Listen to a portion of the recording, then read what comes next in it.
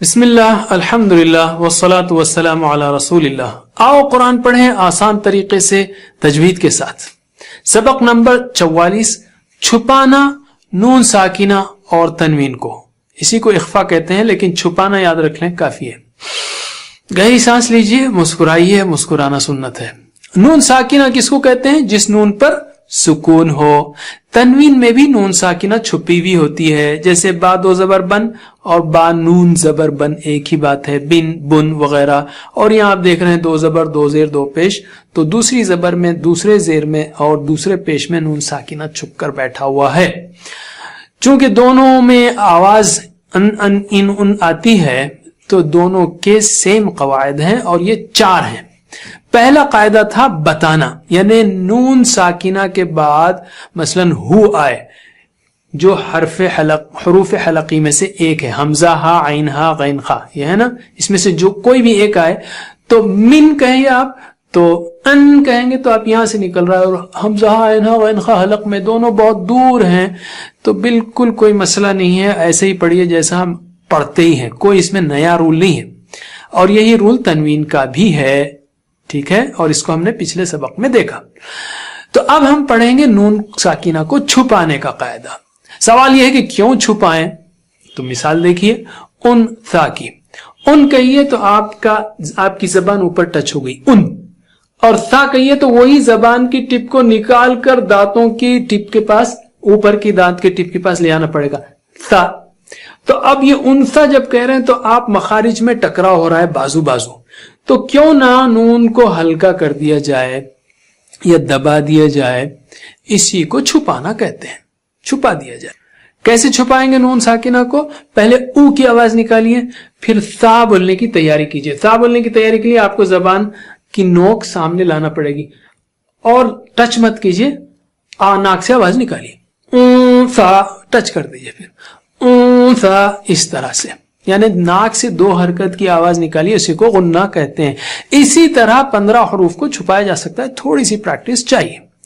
تو نون ساکنہ ہو یا تنوین ہو، اس کے بعد یہ حروف آئیں، سا دا دا تا دا تا زا سا سا، ادھر سے، چونکہ یہ سب زبان کی نوک سے نکل رہے ہیں تو یہ ٹکراؤ کی وجہ سے یہ سب اخفا کے حروف ہیں، اور یہی مسئلہ جیم شین دا کا قاف میں ہے اور فا میں بھی۔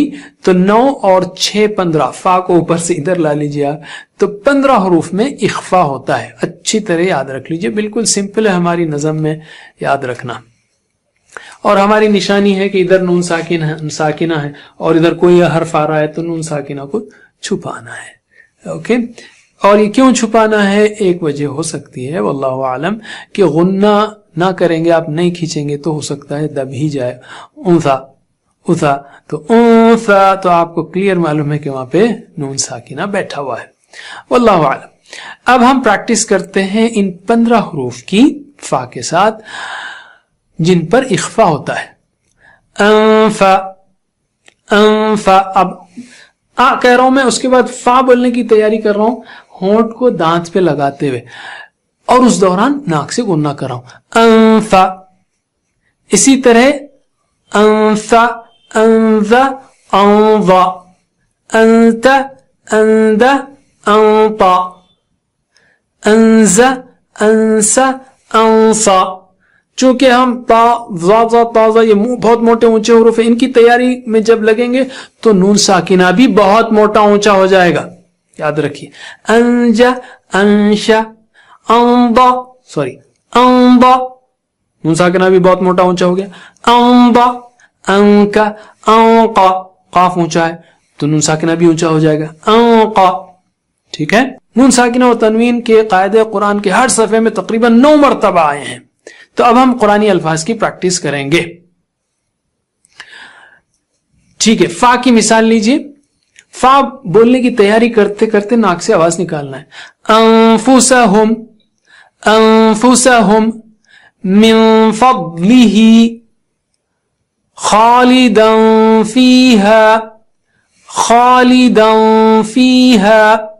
اسی طرح بقیہ حروف کی پریکٹس ہم اس سبق کے دوسرے حصے میں کرتے ہیں، انشاءاللہ آپ سے ملاقات ہوگی۔ والسلام علیکم ورحمۃ اللہ وبرکاتہ۔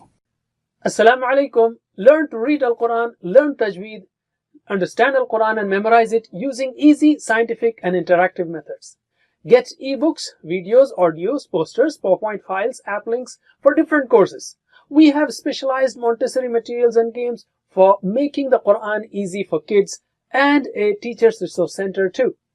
Get personalized one-to-one online courses that suit your needs from expert teachers. For free trial, write to admin@understandquran.com or visit understandquran.com. Wassalamu alaikum